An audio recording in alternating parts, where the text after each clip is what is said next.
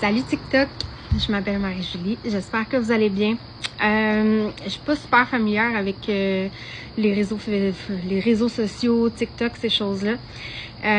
Par contre, je vais vous lire. Il y a certaines personnes qui m'ont vu apparaître cette semaine sur les réseaux sociaux. J'ai aussi pu également donner une entrevue à 98.5 avec Marie-Ève Tremblay. Concernant, dans le fond, les coupures de budgétaires, dans le fond, dans le système scolaire. Étant maman d'un enfant neuroatypique, je vis des problématiques là, en cette rentrée scolaire.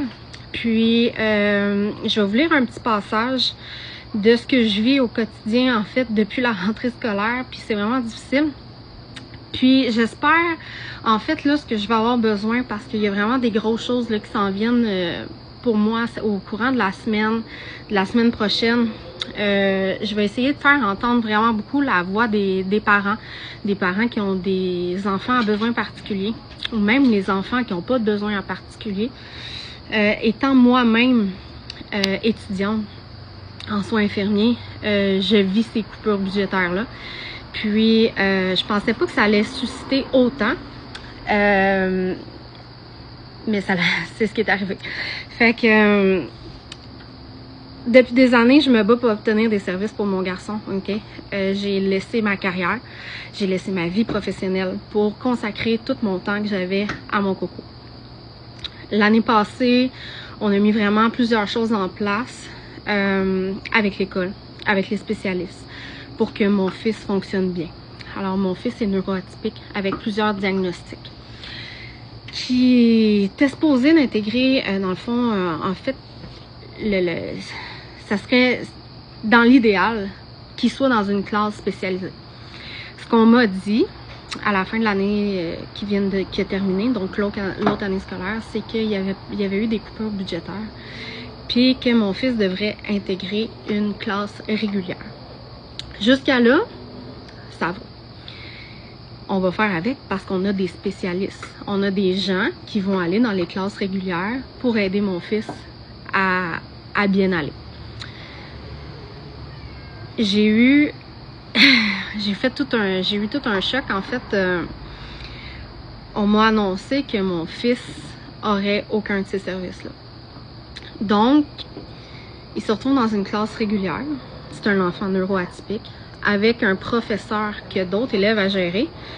Puis, en plus, on me demande pour que mon fils fonctionne bien dans cette classe régulière-là, parce que dans l'idéal, ça serait d'avoir du 1 pour 1 pour qu'il fonctionne, mais là, il l'aura pas. Puis, comme il n'y a pas dans une classe spécialisée, la classe régulière n'a pas d'équipement, n'a rien d'adapté pour ces enfants-là. On me demande de débourser des sous de ma poche pour que mon enfant soit capable de fonctionner dans cette classe-là. Puis là, je tiens à souligner absolument le travail exceptionnel des professeurs et des spécialistes qui sont derrière mon fils, en fait, qui ont été derrière mon fils. C'est pas de leur faute à eux. Puis c'est là où, moi, je suis fâchée. Parce que l'école au Québec, c'est une nécessité. Un enfant est dans l'obligation d'aller à l'école. Moi, mon garçon va à l'école, mais a de la difficulté en ce moment. Parce qu'il n'y a pas les services. Parce que, je cite, il y a des coupures budgétaires dans toutes les écoles. J'ai eu plusieurs entrevues, dont une qui va sortir prochainement. Puis j'ai la chance d'avoir parlé avec Gabrielle Nadeau-Dubois, puis que je vais l'accompagner au cours de la semaine.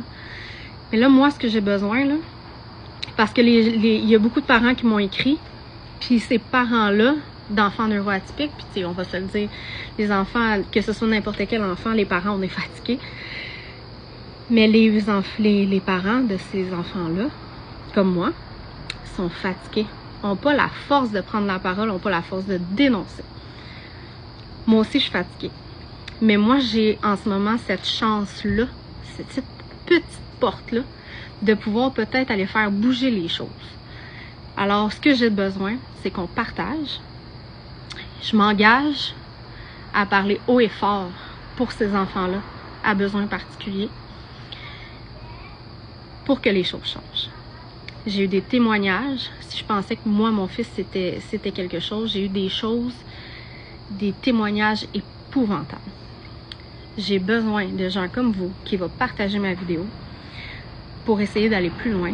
J'ai besoin de témoignages de gens qui sont victimes pour leur enfant de coupures budgétaires dans les écoles. Si on se met tous ensemble, on devrait peut-être aller sonner une cloche quelque part. Ce qu'on veut, c'est savoir elle est où l'argent qui était supposé d'avoir été réinvesti et qui, aujourd'hui, à la rentrée scolaire, maintenant, on vit avec des problématiques. Nos enfants, c'est le futur. Nos enfants, c'est la société de demain. Ils ont besoin d'aide. Alors, partagez, envoyez-moi vos témoignages. Je vais tout faire pour qu'à l'Assemblée nationale, le message passe. Bye bye!